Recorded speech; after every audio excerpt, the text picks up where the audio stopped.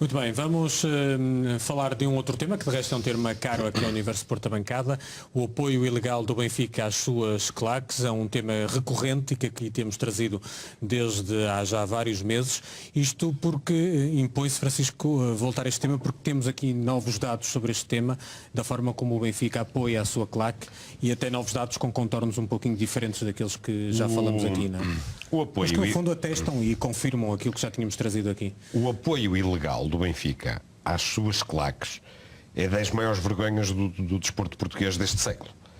Porque é uma coisa que persiste, acontece, toda a gente até agora zero, toda a gente tem conhecimento disso, e o atual governo e os anteriores governos sempre foram cúmplices disso, e ao serem cúmplices disso acabam por ser cúmplices com as mortes que já aconteceram, causadas por as únicas mortes causadas em Portugal por claques foram causadas pela claque do Benfica. Portanto, só isso já deveria alertar algumas consciências e deveria exigir redobrada atenção, é? E o cumprimento da lei. Não é? E não há muito tempo tivemos secretários do desporto nós nós já nos fartamos aqui de revelar documentação que atesta, comprova, sem margem para qualquer dúvida, o apoio do Benfica. Pois hoje vamos voltar a fazê-lo com novos elementos que acrescentam aos que já revelamos ao longo do último ano. É um serviço que estamos a prestar à sociedade portuguesa. Isto tem que se continuar a fazer esta denúncia até que ganhem vergonha. Até que o governo português ganhe vergonha. Porque quando nós estamos a falar do IPDJ, estamos a falar de alguma coisa que está sob dependência do governo português. Sim. Portanto, é o governo português que tem que agir. O governo português tem que perder a vergonha, tem que deixar de se sentarem ao lado do Luís Filipe Vieira quando há jogos importantes para terem os benefícios eleitorais que essas coisas trazem sempre, que essa popularidade traz sempre, e têm que agir, têm que governar, e governar também é isto. Governar é também fazer cumprir a lei e punir os prevaricadores. Em 2010 estava em julgamento o célebre caso dos No Name Boys, que é aquele caso em que tinha a ver com tráfico de droga, tráfico de armas proibidas, um sem número crime da pesada. Crime da pesada.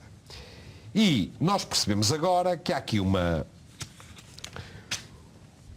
esquema que o Benfica utiliza para suportar os custos da defesa de 3 arguidos dos No Name Boys. Defesa essa que com certeza não será barata, porque recorre ao escritório do advogado João Nabais, um dos criminologistas mais afamados do país, mas cujo pagamento é sucessivo. O João Nabais manda as faturas para o escritório CSA, que é o escritório do Correia, Seara, Caldas e Associados, por exemplo, do Fernando Seara e do João Correia, advogado do Benfica, ainda que recentemente reconheceu a existência de tráfico de influências nesta história dos mails, que por sua vez enviam para o Benfica. Portanto, o Benfica paga ao escritório de advogados do João Correia e do Fernando Seara, e depois este escritório é que paga ao João Nabais. Portanto, isto percebe-se aqui claramente. O João Nabais manda um mail: vimos solicitar um reforço da provisão de honorários inicialmente solicitada e que já se encontra totalmente esgotada, no montante de 10 mil euros, a que será o valor do IVA à taxa legal em vigor. Nós podíamos dizer, mas o João Nabais até nem saberia disto. Não, mas sabe, porque o João Nabais, num mail que envia para o José Luís Seixas, diz: tanto quanto julgo saber, o Dr. Paulo Gonçalves encontra-se em período de gozo de merecidas férias. Portanto, eles estavam todos em contacto. Portanto, isto é um esquema para não deixar um rastro muito evidente de que o Benfica estava a suportar o pagamento, estava a patrocinar a defesa dos No Name Boys, os tais que o Benfica não apoia. Não só não apoia, como este caso era um caso de criminalidade grave, reafirmo, recordo, era um caso de criminalidade grave, e o Benfica estava a pagar a defesa dos No Name Boys. A questão que eu agora levanto é: todos nós ficamos surpreendidos em abril passado, quando foi a trágica morte do adepto do Sporting, e 2 ou 3 dias depois, ou uma semana, já não posso precisar, o principal suspeito entregou-se à polícia. Não sei se lembram disso, uma cena mais ou menos negociada. Sim. E o advogado que o acompanhava era um advogado caríssimo. Um advogado de prestígio e que os seus honorários são de acordo com o prestígio que tem. A minha dúvida é, será que esse advogado é pago pela CSA Associados, que depois manda as faturas para o Benfica? Será que também no caso da morte do adepto do Sporting é o Benfica que está a suportar os custos da defesa? É porque, se é mais uma vergonha para o Benfica. Uma grande vergonha. E tanto é uma vergonha que o Benfica não faz isso às claras. Quem não deve não teme. O Benfica, se não soubesse que este caso era muito complicado, se não soubesse que era uma vergonha, que os próprios benfiquistas não iriam gostar disso, não utilizava este esquema para fazer os pagamentos. Sim.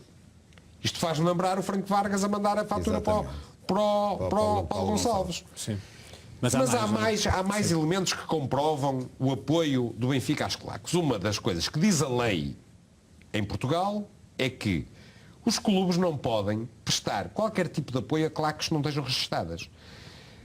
Quando foi o jogo da Supertaça que iniciou a época de 2010, 2011, Supertaça em Aveiro, Porto Benfica, aqui na distribuição dos bilhetes há 17% que são para os non-name boys. Então o Benfica entrega bilhetes aos non-name boys? Não pode fazer isso. Toda a gente sabe que todos os jogos faz. Nesta Supertaça desta época, havia uns vídeos que se via ao Nuno Gago a ajudar a pôr as faixas e tal, que entraram antes do jogo, quando ninguém entrava. Alguém da Federação estavam abertas. São umas atrás das outras, apoio claro, permanente ao Benfica. Depois temos aqui, muito rapidamente, o Nuno Gago envia para o Paulo Gonçalves o projeto de umas tarjas dos non-name boys, e a sequência disto é que o Paulo Gonçalves pede um orçamento e depois o Benfica paga isto no valor de 45 mil euros, ou à volta desse custo, 45 mil euros. E o Benfica paga essas faixas que ainda hoje em dia são usadas. Nós podemos vê-las nos jogos já estamos a ver os e-mails que estavas a referir, não é? A troca de e-mails que existiu, onde também se pode perceber o valor que está em causa e que o Benfica suportou, não é? Mas é que depois as tais faixas depois, que estavam... É isso que eu também queria mostrar. Em projeto, elas vêem-se no estádio. E eu penso que, corrijo-me se eu estiver enganado, mas julgo que isso tem interferência também do diretor de marketing, não é? Do Benfica, não é? Sim, claro, é porque isto é feito pelo Benfica. Isto é feito pelos serviços do Benfica. Isto é feito pelo Benfica. Estamos aqui a ver algumas dessas tarjas que depois aparecem nos estádios. Isto é uma delas, como podem ver aqui. O apoio são do apenas Benfica, alguns exemplos. o apoio do Benfica às claques do Benfica é incomensuravelmente superior ao apoio dos clubes que têm claques registadas e que podem prestar apoio, mas o apoio que o Benfica presta é incomensuravelmente superior. Portanto, e à vista toda a gente, à frente toda a gente, e há uns senhores no IPDJ que, quando é com o Benfica, fecham os olhos e se recusam a cumprir a lei. E isto é uma vergonha inaceitável para o desporto português. Deixa-me dizer que neste e-mail, inclusive, diz ali, este lençol está prometido pelo Presidente, mas o Nuno Gago garante-me que o valor é elevado. Isto é uma das coisas que dizem estes e-mails, não é? Também é interessante. Zé. Pronto, estes e-mails são muito curiosos, porque eu acho que esta questão das claques já estava muito bem clarificada pela quantidade de e-mails envolvendo o administrador da SAD, Domingos Soares Oliveira, o chefe da segurança, e-mails que fomos mostrando ao longo de várias semanas.